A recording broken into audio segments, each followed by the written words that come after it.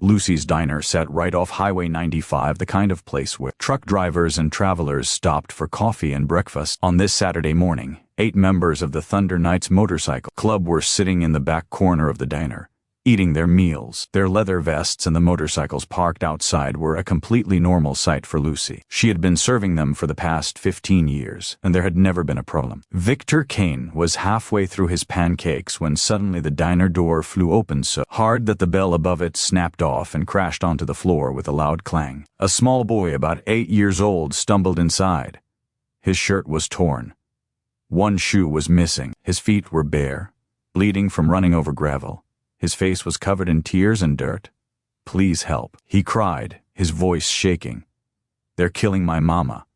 The entire diner fell silent. Hands froze mid-air. Coffee cups stopped inches from lips. Every eye turned toward the crying child, whose fear and pain filled the room. The other customers were frozen in shock, unsure of what to do.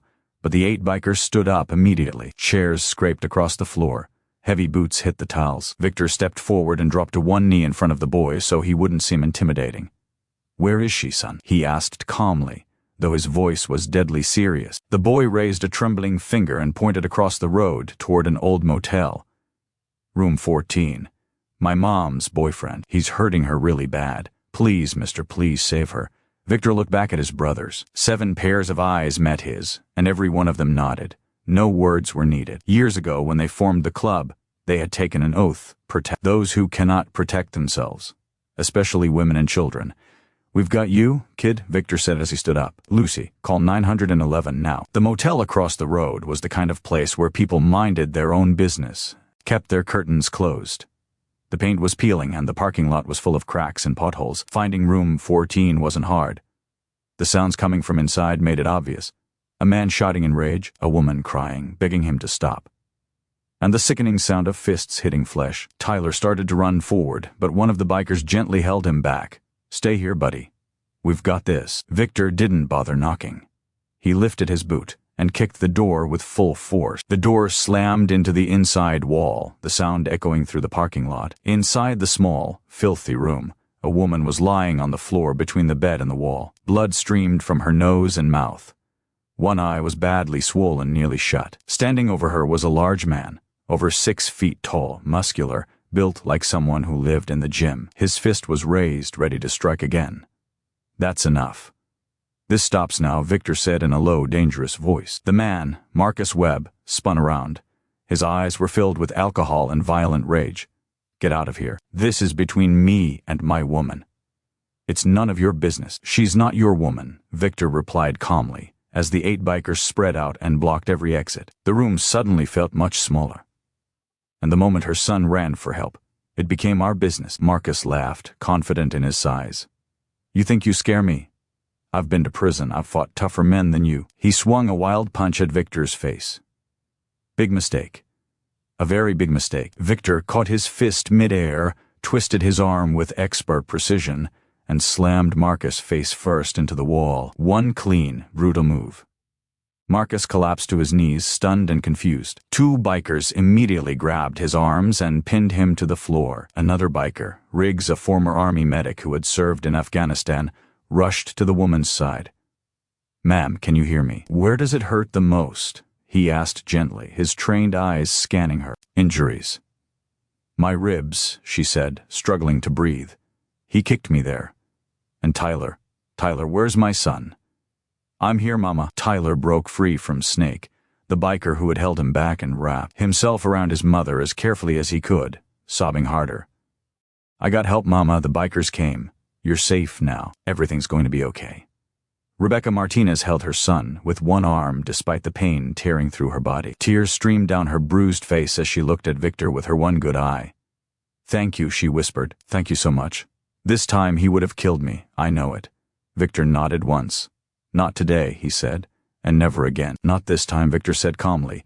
"And even if he somehow gets out, I promise you this, he will have to get past all of us first. And we're not going anywhere."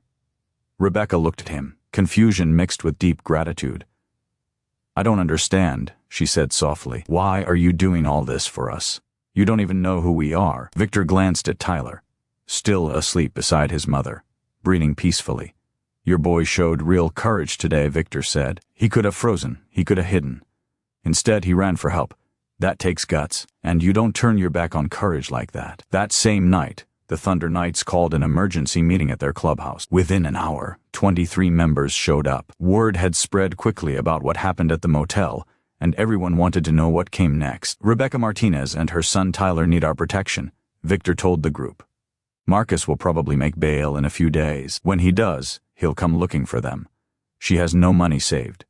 She's been running from him for months. She has no family here, and nowhere safe to go. The club president, Axel, a tough Vietnam veteran, leaned back in his chair and thought carefully. So what exactly are you suggesting? Full club protection, Victor answered.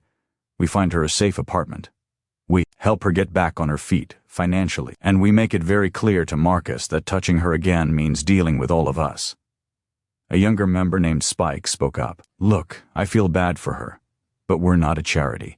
We all have families of our own to protect. That little boy ran to us, Victor said sharply. When he was scared and desperate, he looked at us and saw help. He trusted us when everyone else in that diner just sat there and did nothing. We answered that call. We can't betray that trust now. Axel studied Victor for a long moment, then looked around at the rest of the club. The Thunder Knights had always lived by a code: protect the vulnerable, especially women and children escaping abuse. That code was what separated them from criminal biker gangs and earned them respect in the community. The motion passes, Axel finally said. Victor, you're in charge. Figure out what they need and make it happen. By Monday morning, the story was everywhere. Every local news channel ran the headline, Bikers Save Woman from Brutal Assault. Security footage from Lucy's diner showed Tyler running inside in desperation. It showed the bikers standing up instantly without hesitation. It showed them leaving the motel with Rebecca safely away from her attacker. Overnight, public opinion of the Thunder Knights changed. These weren't dangerous outlaws. They were men who had stopped for breakfast and ended up saving lives. Lucy started a fundraiser right there in the diner. She placed a jar on the counter with Tyler's crayon drawing taped to it. By the end of the week, the community had donated $15,000. It was enough for first and last month's rent, security deposits, furniture, and a financial safety net. The Thunder Knights helped Rebecca find a small 2-bedroom apartment in a secure building across town, far from anywhere Marcus would think to look. They installed extra deadbolts, gave her emergency numbers for all 23 members, and made it crystal clear if Marcus or anyone else threatened Rebecca or Tyler, 40 bikers would respond immediately. Tyler drew a picture for each biker using his crayons, motorcycles, stick figure heroes, and big smiles. He handed Victor's drawing to him personally. It showed a tall man in a black leather vest helping a small boy in a red shirt. Thank you was written across the top in shaky letters. Victor, a man who had survived combat in Iraq and 20 hard years on the road, felt his eyes sting. He cleared his throat. This is going on my refrigerator, kid. Right where I can see it every single day. 4 days later, just as Rebecca feared Marcus made bail, his brother paid the bond, and Marcus walked out of jail at 8 that morning. But when he tried to find Rebecca, he hit dead ends everywhere. Her old apartment was empty. Her phone number was disconnected. Her new address was unlisted. She had a new job at a company owned by one of the Thunder Knights. Her building had security systems Marcus couldn't get past. And all over town, the message was clear. Approach Rebecca Martinez or her son again and face consequences far worse than legal trouble. Marcus tried filing a harassment complaint against the Thunder Knights, claiming they threatened him. Sheriff Cruz laughed when he read it. You beat a woman in a motel in front of witnesses, including her 8-year-old son, Cruz said flatly. These bikers stopped you from killing her. That's not harassment. That's civic duty. Case dismissed. Realizing he was beaten, Marcus finally left town. He was last seen 2 states away in Nevada, having learned that Rebecca Martinez was completely untouchable. Rebecca later got a job as a waitress at Lucy's diner, the same place where everything had changed. Lucy admired her strength and work ethic and gave her fair pay and flexible hours so she could match Tyler's school schedule. Tyler started 2nd grade at a school near their new apartment. On his first day, the Thunder Knights escorted him not aggressively, but with 8 motorcycles riding together as a clear message, this child is protected. The other kids thought it was the coolest thing they had ever seen. Tyler smiled all day. 1 year after the rescue, Lucy's diner held a celebration. Rebecca spoke publicly for the first time. A year ago, my son ran into this diner begging strangers for help, she said. These bikers didn't hesitate. They gave us our lives back. They gave us hope. Tyler stepped forward holding a painted version of his old crayon drawing. It showed 8 bikers protecting a woman and child from darkness. Across the top were the words, "Sometimes heroes ride Harleys." He handed it to Victor. "For your clubhouse," he said, "so you never forget what you did for us." The diner erupted in applause. Victor knelt down and hugged Tyler tightly. "You were the real hero," he said. "You had the courage to ask for help when it mattered most. Never forget that. Sometimes the bravest cry for help interrupts the quietest morning. What starts as breakfast among strangers becomes a rescue that changes lives forever. Real heroes answer calls they never expected to receive." If this story moved you, like the video, subscribe, and hit the bell icon. Tell us in the comments, would you stand up for a stranger like these bikers did? Until next time, ride safe, and stand up for those who can't stand up for themselves.